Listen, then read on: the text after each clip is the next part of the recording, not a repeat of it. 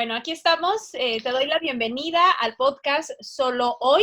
Les recuerdo seguirnos en nuestra página de Facebook, Podcast Solo Hoy, y también en nuestro canal de YouTube y en otras redes sociales donde tenemos presencia.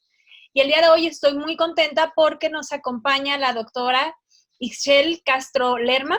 Ella es licenciada en comunicación, ella es maestra certificada en danza y recreación, tiene también maestría en educación con especialidad en comunicación. Tiene un doctorado en educación con especialidad en comunicación y tecnologías de la información y la comunicación. Es directora fundadora del colectivo Flamenco Morelia, maestra del taller E3 Danza Flamenca de Casa de la Cultura de Morelia y asesora y capacitadora pedagógica. Y ella nos va a hablar el día de hoy acerca de la educación en línea. Michelle, muchas gracias por haber aceptado la invitación. No, al contrario. Buenos días a todos. Muchísimas gracias, Ángeles, por la invitación. Es un gusto compartir contigo, Foro. Gracias, no, pues gracias por estar aquí en el podcast. Pues bueno, platicábamos hace algunos días y fue como surgió la idea de hablar de cómo de repente nos vimos todos los que nos dedicamos de alguna u otra manera pues estamos en la educación desde las diferentes áreas, pues cómo es que de repente todos nos tuvimos que adaptar a esto de las plataformas, la educación en línea, y bueno, y creo que no solamente tiene que ver con los que estamos del área de la docencia, tiene que ver también con los padres de familia, tiene que ver con los alumnos de todas las edades, y bueno, esto creo que nos vas a venir a compartir pues parte de tu experiencia y nos vas a dar algunos consejos. Ay, pues bueno, intentaremos. Bueno, esta es tu área, es interesante. Sí, fíjate que curiosamente, cuando egresé del doctorado, ¿no? Era el boom, digamos, que iniciaba la matrícula esta de TIC, ¿no? Lo veíamos como algo opcional, a lo mejor para las personas que querían estudiar a distancia, o como algo para los maestros más curiosos o más aventurados que quisieran integrar las TIC, porque no pensamos en ningún momento que se nos fuera a venir como esta avalancha con la contingencia de su uso. Fue un uso forzado prácticamente, ¿no? Y la graduación que llevamos de uso desde su inicio en las TIC, aun cuando hay instituciones, por ejemplo, como el Tecnológico Monterrey, ¿no? Que ya tiene muchísimos años implementándolas, pues no es la realidad común, ¿no? De México y de la Escuela de México, ¿no? Entonces, sí ha habido acercamientos, por ejemplo, por parte de la escuela pública, por parte de la escuela privada, pero en realidad las capacitaciones que ha habido no han sido suficientes para enfrentar esto que estamos viviendo en este momento. Ajá. No en el caso de la educación convencional, ¿no?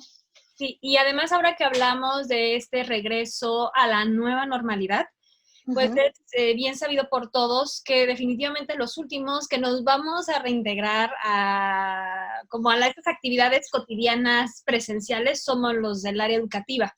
Entonces creo que es importante de que nos dejemos de quejar y que nos adaptemos y que aprendamos a usar esto, porque quizás podamos regresar, pero no sabemos si llegar a haber alguna otra epidemia, porque también tenemos otras por ahí latentes. Sí, los rebrotes. Los rebrotes, sí, que no nos vuelva a Exacto. ocurrir estar todos adaptándonos así contra reloj y entonces ya como ir previendo este tipo de situaciones.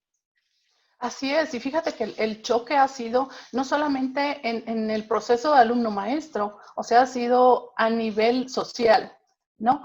Y en lo cortito a lo familiar, ¿no?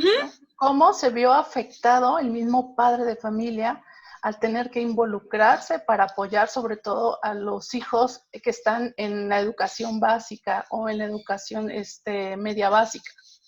¿No? Claro, porque eso no solamente trata de que el que está cursando primaria, secundaria, universidad, un curso de danza como las personas que están en tu academia, sino también es como el padre de familia ese que decía, o la mamá esa que decía que a mí no me gustan las tecnologías, o eso ya no es para mí, o lo que estudié, le tocó aprender a utilizar las plataformas y además tiene que aprender a conectar a sus hijos, porque si son más de uno, a las diferentes plataformas, a los diferentes grupos, de acuerdo con lo que la escuela vaya marcando, ¿no? Lo que la escuela estuviera poniendo a disposición.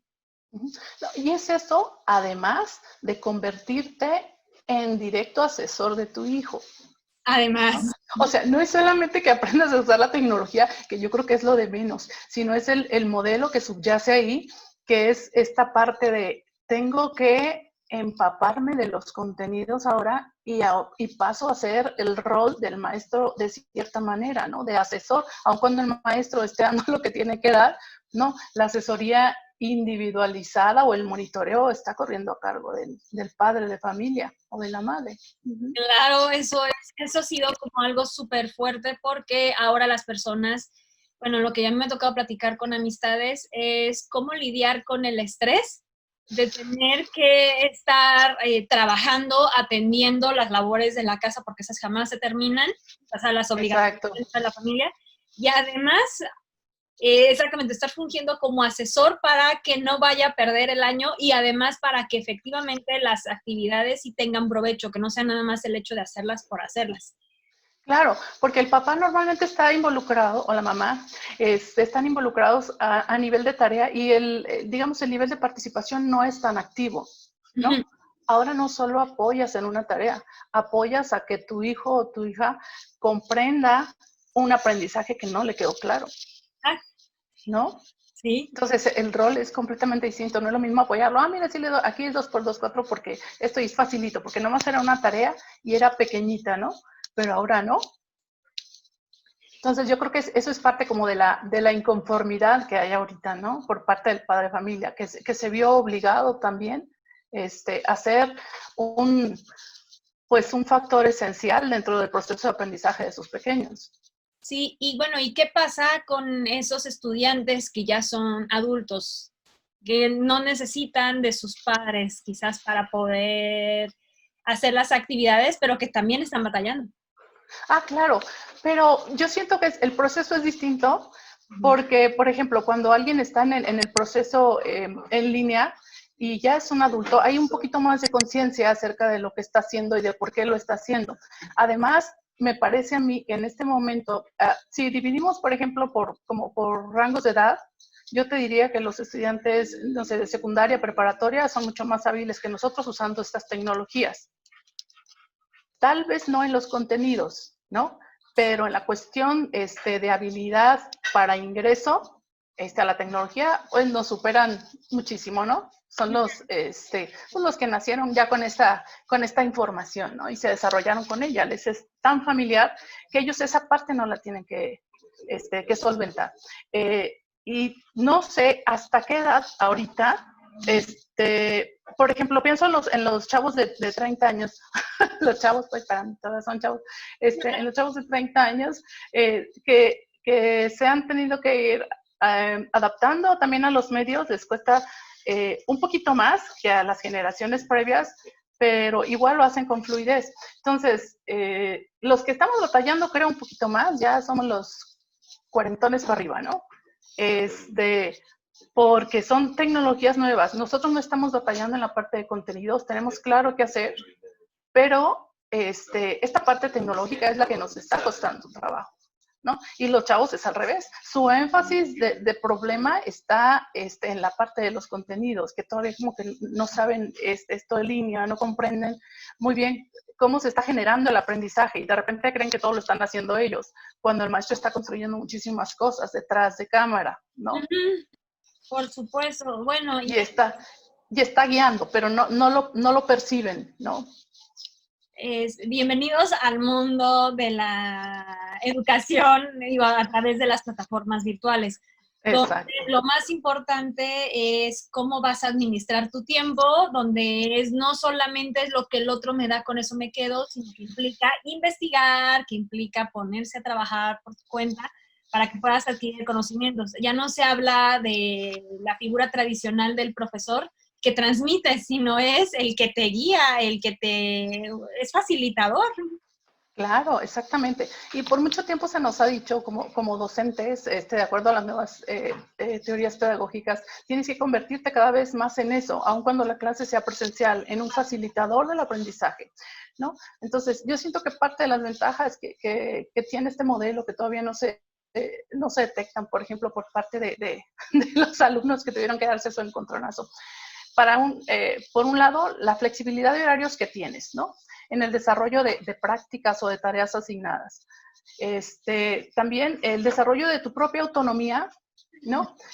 Tu disciplina, tu organización, ¿no? Eso te suma como persona que va a enfrentar la vida y un ámbito laboral específico, te suma, porque si tú no eres organizado, ni disciplinado, ni autónomo, pues tu perfil va a ser un poco complicado venderlo al exterior, ¿no? Y luego también el acceso a capacitación y certificación de corte internacional. A partir de esto que nosotros estamos viviendo, también nos estamos capacitando, aún sin saberlo, para poder conseguir certificaciones a nivel internacional, ¿no? Entonces, ¿cuánto nos costaría una certificación internacional viajada hasta el punto donde se genera, por ejemplo, ¿no? Claro. Entonces, hay gente ahorita, no sé, tomando clases en MIT, en Harvard, ¿no? En las grandes. Sí, en las grandes ligas. Y entonces, ese acceso que tenemos, pues, bienvenido. Para mí es como parte de las grandes ventajas que tiene esto. Obviamente también tiene sus desventajas, ¿no? Una de ellas, pues se ha discutido mucho ya, es la soledad del alumno, ¿no? Y cómo ha pegado más en esta situación de contingencia, ¿no? Donde tus compañeros están, pero no están. Donde tú estás yendo a clase, pero no, ¿no? Entonces, es la percepción, ¿no? Y también yo creo que esta misma exigencia de alto rendimiento que te solicitan un formato online, pesa, ¿no? Claro. Mucha gente, curiosamente, tiene como la idea de que la formación online, es light, ¿no? Es ligerita. Ay, sí, se graduó online. Ay, ajá, ¿no? Sí, nada más por estar frente a una pantalla y automáticamente le dieron su certificado. Sí, o sea, demerita, ajá, porque pues no fue presencial, así no cuenta, ¿no? Y resulta que todo el esfuerzo y toda la disciplina y toda la autonomía que tú generaste durante ese aprendizaje, donde prácticamente el maestro te decía, sí, bien, mal, por aquí, por acá, y tú tenías que hacerte cargo de todo el proceso prácticamente. Entonces, ¿qué supera ese aprendizaje? ¿No? Porque estamos acostumbrados también a un modelo muy paternalista. Sí. Y muy dependiente. Entonces, eso sí nos está costando trabajo, el soltar esa dependencia en la que el maestro es la figura que lleva todo, que explica, que todo, y yo nada más estoy ahí como a nivel de receptor, ¿no? Y curiosamente, bueno, tú desde tu doctorado ya has visto investigaciones, quizás te tocó hacerlas, y también acompañando a otras personas que han estado en estos programas, de ver que ya existen investigaciones acerca de cómo lograr la socialización a través de medios virtuales, pero que nadie había prestado atención, o solamente los que estaban en instituciones que ofrecían ¿cómo se llama? Educación, ¿cómo se llama? A distancia o virtual. Ajá. Y ahora no se han tomado en cuenta esas investigaciones, ¿verdad? ¿Cómo se logra la socialización? Pues utilizan foros virtuales, vemos, aunque sea la educación asíncrona, cómo se busca cuando menos tener una sesión cada determinado tiempo que sea síncrona para que siquiera nos podamos ver a través del video, cómo se hacen también grupos, redes sociales para que las personas puedan interactuar y no se sientan solas, pero claro que implica un doble esfuerzo y una doble responsabilidad. Por un lado te venden la idea de cada quien entra a su propio tiempo, a su propio horario, y por el otro lado es, bueno, si quieres sentirte acompañado, pues entonces tenemos que poner horas para socializar, tenemos que poner espacios para socializar. Claro, y yo creo que también va a depender mucho el modelo en el que estás enfocado durante el proceso. Y los puntos de convergencia yo creo que pueden ser todos esos procesos de educación cualitativos.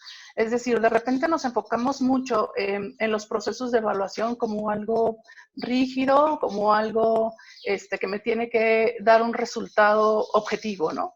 Pero en realidad, por ejemplo, cuando estamos hablando de educación en línea, yo creo que es un excelente momento para que la gente que está dentro del foro pueda compartir también una coevaluación, sí, ¿no? Entonces, esos procesos, por ejemplo, que tenemos de coevaluar, de observar, de aportar a los compañeros en este sesgo de lo que es el aprendizaje colaborativo, ¿no? Formar en realidad aprendizaje colaborativo dentro del formato online, ¿no? Claro. En donde el alumno se hace responsable de su proceso y también se asume como corresponsable del proceso del compañero, ¿no? Yo te aporto mis ideas, te digo lo que pienso. Claro, el maestro ahí tiene que estar monitoreando y tiene que estar sobre todo ofreciendo formatos de evaluación, decir, bueno, nos tenemos que fijar en esta parte, en esta otra. Y ahí van surgiendo también las cuestiones de índole personal, comentarios, oye, sí me gustó, pero fíjate que esto, y hay un acercamiento. O sea, incluso con gente que no se conocía, que no se genera cierto ambiente de aprendizaje que es bastante idóneo y que te hace sentirte acompañado durante el proceso, no solo. Uh-huh. Se le juzga mucho al proceso en línea por esta parte de la soledad. Sin embargo, yo creo que esa es una ausencia de estrategia del docente. Claro. Y si pudiéramos empezar con los consejos que tú pudieras compartir basados pues ya en años de experiencia en eso. Bien, sí, claro. Mira, primero a mí me gustaría hablar acerca de lo que es la planeación, obviamente. Claro. Lo digo, obviamente, los maestros que estarán dentro de la educación básica, la superior, la media superior, etcétera, pues ya tienen muy claro esto. Pero, por ejemplo, los maestros de artes o los maestros de extracurriculares, de repente como que se pierden en este tenor, ¿no? Entonces, sí tener claro que cuando nosotros damos un curso online, al igual que un curso en una educación oficial, necesitamos una planeación educativa, necesitamos tener una secuencia lógica de nuestro curso, ¿no? Si nosotros no sabemos a dónde va nuestro curso, mucho menos va a saber el alumno que aprendió, ¿no? Entonces, eso por una parte. También que exista un monitoreo y una retroalimentación enfocada en los avances individuales. Colectivos sí, pero los individuales son muy importantes. ¿Cómo lo haces tú? Porque creo que esto que acabas de mencionar es súper importante. Y sobre todo en esta área de las artes o de estas clases extracurriculares, porque sí sé de varios que han continuado con sus cursos de ballet, de diferentes disciplinas, y creo que exactamente son los que a lo mejor cuando lo hacían de manera presencial, pues iban evaluando, pues ahí viendo al alumno y sobre la marcha, y entonces la planeación es muy diferente, y tú que tienes esta experiencia, creo que les pudiera enriquecer mucho. Sí, mira, como te decía, hay como algunos factores a considerar. Antes de llegar a qué hacer para lo del AC, lo primero que tienes que identificar es los medios de comunicación, considerando el acceso que tienen tus estudiantes. No todos tienen acceso a los mismos medios. Ahora lo vamos a hacer por este medio y resulta que los estudiantes no pueden acceder a ese medio o no quieren o no están familiarizados. Por ejemplo, yo tengo alumnos hasta de 60, 70 años. ¿No? Entonces, si no están familiarizados con el medio, tienen que correr un entrenamiento previamente, un entrenamiento que, por ejemplo, en este tiempo no se puede generar, porque no los estás viendo, ¿no? Entonces, sí, la elección de medios por primera parte. La otra sería la organización de la clase, planear tus objetivos generales y los específicos de tu curso, generar la secuencia lógica de cómo lo vas a lograr, ¿sí? Para que no traigas al alumno saltando de un tema a otro. Por ejemplo, algo que podría ayudarnos mucho a los maestros de artes en esta parte. Normalmente el alumno está buscando, por lo general, cuando va a un taller, en el caso de los que tienen, ¿cómo se llama? Pues actividad física. Entonces, este es el momento propicio para apoyarlos en el desarrollo de lo teórico, ¿no? Que no solamente sea la actividad física, sino que los ayudes también, los apoyes para comprender qué es lo que están haciendo, ¿no? Por ejemplo, en el caso del flamenco, existe hasta una genealogía del flamenco. Entonces, tú cuando bailas cada género, que le llaman cada género, pero aquí es cada palo flamenco va a tener su propia historia, su propia raíz, su propio carácter de interpretación. Entonces, para nosotros, llegar a ese carácter de interpretación significa que tienes que buscar lo teórico, ¿no? Y te llegan a los alumnos y te dicen que yo no quiero eso, yo nomás quiero bailar, ¿no? Entonces, bueno, pues ahí te va un modelo híbrido, vamos probando, porque también de eso se trata, ¿no? O sea, tienes un formato online, dije, este es mi momento para meter lo teórico, ¿no? Sí, entonces, ¿qué están haciendo? Pongan ese nombre. Claro, entonces, que no fuera solo teórico. La otra, solicitas normalmente un material de avance. Si tú das una clase online, ¿no? No es que la das y ya pues el que lo hizo y el que no lo hizo, no lo hizo. No, necesita un monitoreo, ¿no? Entonces, solicita el video, ¿no? Al alumno, hazlo que lo suba a un foro, puede ser el foro de Facebook a través de un grupo privado, por ejemplo, Sí. ¿no? Entonces, ahí lo sube, ahí podemos ver, a ver, qué nos faltó, que ellos mismos, ¿no? También el proceso de autoevaluación es importante. Bueno, ¿qué sentiste que te faltó aquí? ¿Qué pasó acá? Etcétera, etcétera. Entonces, con esas retroalimentaciones se van generando procesos en los que ellos suman las aportaciones de los compañeros más la de ellos, ¿no? La otra es, ya como lo comentaba, pues también generar el aprendizaje colaborativo en sesiones abiertas, por ejemplo, sobre dudas o incluso sobre el mismo sentir en este momento de lo que está sucediendo con el mismo proceso. Por ejemplo, ahorita en tiempos de contingencia, los chicos se sienten como un poco abrumados, ¿no? Entonces, aprendizajes que podrían parecer muy sencillos, se les están de pronto complicando. Que sí. Entonces, si abres un foro de Zoom o un Facebook a través de charla conjunta, entonces ahí también va saliendo el asunto de cómo cada uno se va experimentando el proceso y entonces hay así como una especie de alivio. Ay, qué bueno que no soy el único que está, ¿no? Que está atorado, que está trabado o que no le sale, ¿no? Sí. Entonces, por ejemplo, en esta parte de aprender en soledad, es lo único que nos puede como llevar a este alivio colectivo, ¿no? De decir, la situación que están viviendo los demás se parece a la mía. Yo pensaría que todo en los demás, yo no sé por qué lo pensamos así, pero pensaría que todo en los demás es perfecto y que todo fluye, como dicen las nuevas generaciones, pero no, ¿no? Entonces, te digo, sí, cuando llevamos nosotros, por ejemplo, las sesiones de Zoom, sí salen cosas bastante interesantes, como el hecho de que los alumnos decían, es que ahorita no me siento bien, por ejemplo, incluso para practicar, ¿no? O de repente pensé que este modelo iba a ser más flexible o pensé que iba a ser más fácil, mucho más fácil, y de repente ya me comieron los tiempos, ¿no? O no me he sentido bien, como cuestiones de diferente índole, ¿no? Que a los demás también les iban sirviendo porque eran situaciones vivenciales que finalmente impactaban en los demás, ¿no? Por supuesto. También. Ajá.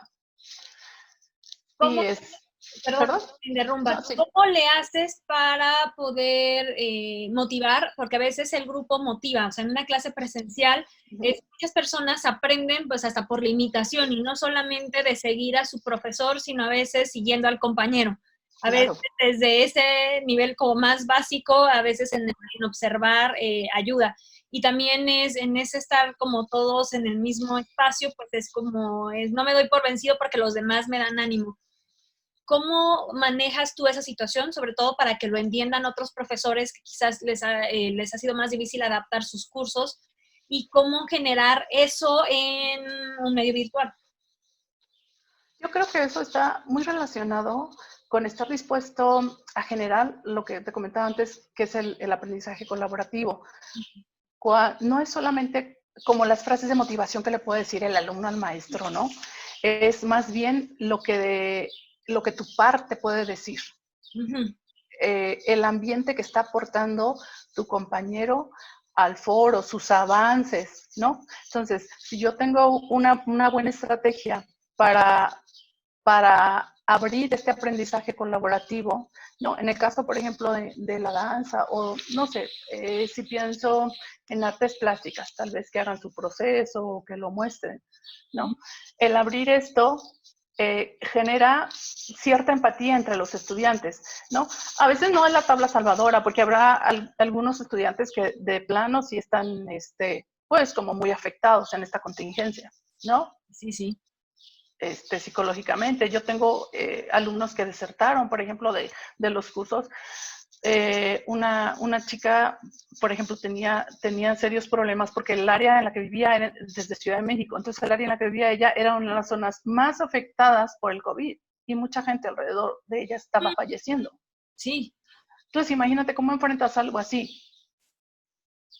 Eso es motivo de otra charla, sí, de hablar de estos duelos y de cómo trabajar con la propia angustia y los miedos, ¿no?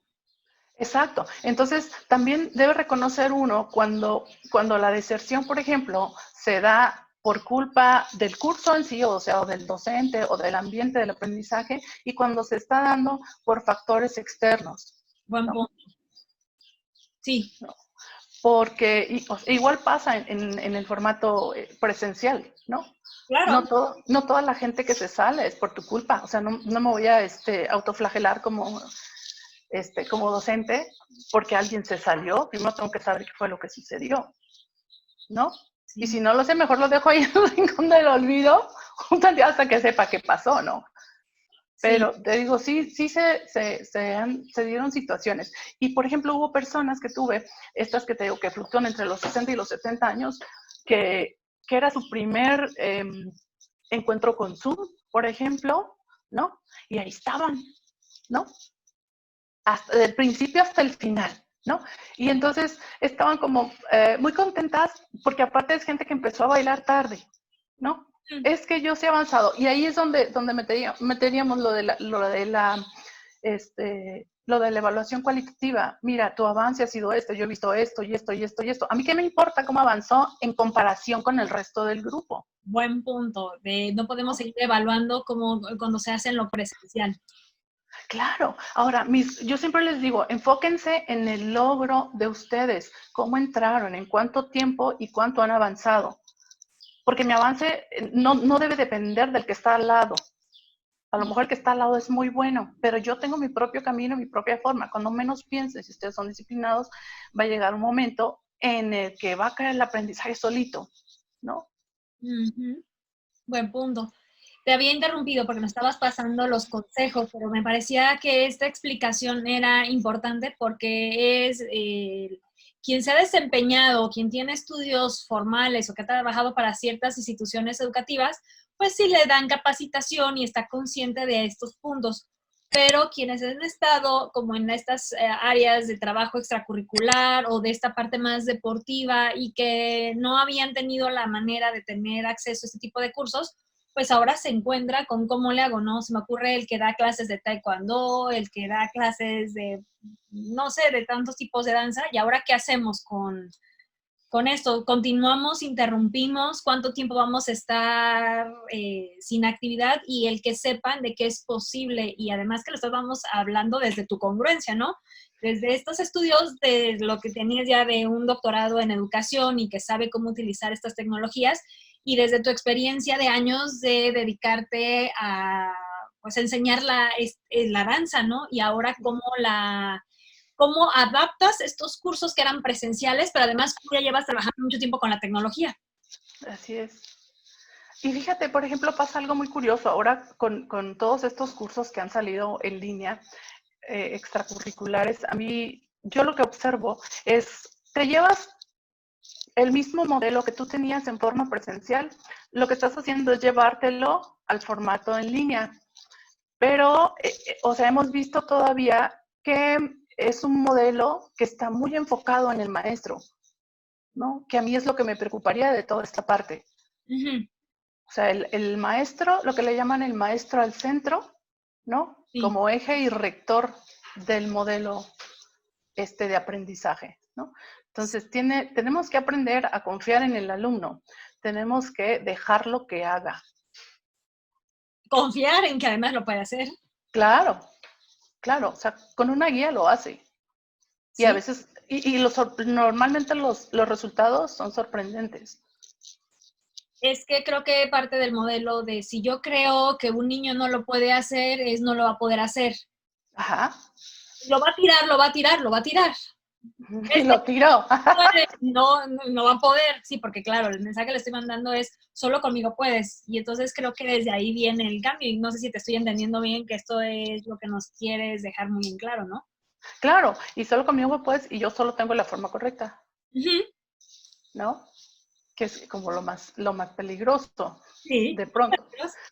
Entonces, yo creo que ese modelo se exacerbó ahora con el formato online, cierto. ¿no? Entonces, en una clase, por ejemplo, de danza convencional, va el maestro, está al frente, da los pasos, ya lo tiene, ya va a lo que sigue, ¿no? Ujú. Entonces, no hay, en realidad, en la mayoría de las ocasiones, a menos que, claro, la sesión fuera personalizada, pero no hay un interés, digamos, auténtico o un conocimiento auténtico que te permita generar un aprendizaje integral en el alumno, aun cuando sea actividad extracurricular. Debería en un ideal. Ajá. Exactamente. No sé si de lo que tú nos tenías preparado sobre los consejos, ¿nos faltaba abordar alguno o ya se cubrieron? No, ya están cubiertos. Ajá. Ya están cubiertos. No Ya sé si están cubiertos. quieres concluir este tema tan interesante con cómo lo podríamos cerrar. Pues yo lo único que puedo hacer es convocar a los maestros de actividades extracurriculares a que se acerquen no solamente al uso de las tecnologías, que tuvieron que hacerlo de manera tan repentina, sino también al uso adecuado a través de estrategias diferentes de pedagogía, ¿no? Uh-huh. Que se acerquen a modelos pedagógicos, que lean sobre lo que ya hay. Nada está terminado de construir.